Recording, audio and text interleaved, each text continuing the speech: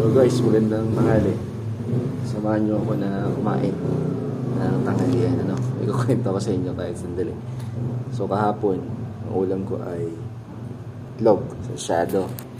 Yan naman, itong itlog at kasama kamatis, may toyo.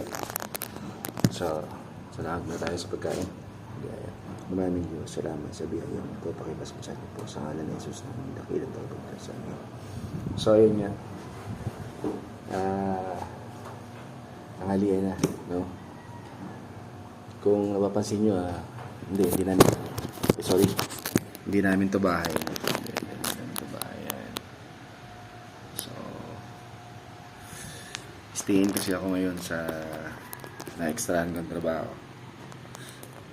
So, ito ay provided nila, yung tirahan, provided nila nung mismong kumpanya. No? So, dito tayo tumutuloy ngayon, tanghalian. So, kaya muna, tapos mamaya pasok launa. So, kaya muna tayo, guys. May kwento ko lang kasi natatawa ako dahil nga kung mga nasa stayin ka, so ang ulam mo ay mostly itlog, no? So, ayan, meron diyang tuyo. Ayan. So, ayan yung stock. Itlog, toyo, suka, ganun, bigas, yan, ganun. Yan. So, may suka, kape. So, yun. Yun yung buhay. Pero biyaya pa rin. Biyaya pa rin yan, kahit anong mangyari. Natatawa lang naman ako kasi sulang siya sa inyo yung experience ko naman. May bagong experience na naman. Medyo pero kaya mo na ako, guys. Kainin ko na to kasi biyaya to. First vlog saka kamatis. Wala tayong luluto kasi wala tayong pambili. So, okay na muna to. So, okay naman. Tanghali lang kain, pag umaga hindi. Merenda lang.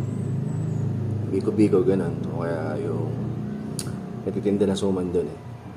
So, yun lang yung sa umagahan.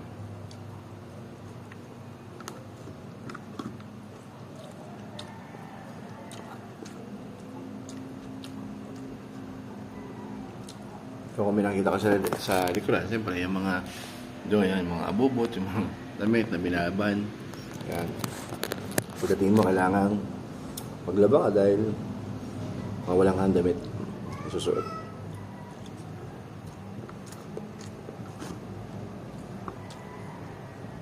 Dahil na-share ko lang sa inyo kasi natawa lang talaga ako. Dahil siyempre, wala akong kausap eh. No? Wala yung kasama ko eh. Nandun sila. Sa biyahe nila. So ako lang dito nakakauwi pag tanghali.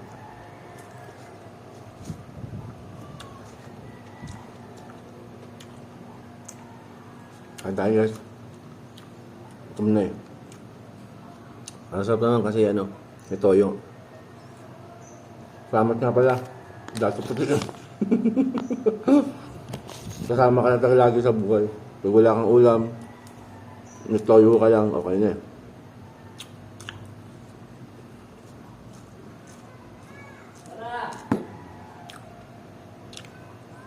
Guys, kain na kayo. Tanghalian na.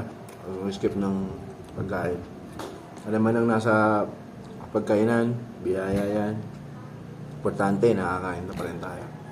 Biyaya tayong tinatanggap sa kanya. Salamat po at magandang araw po sa inyong lahat.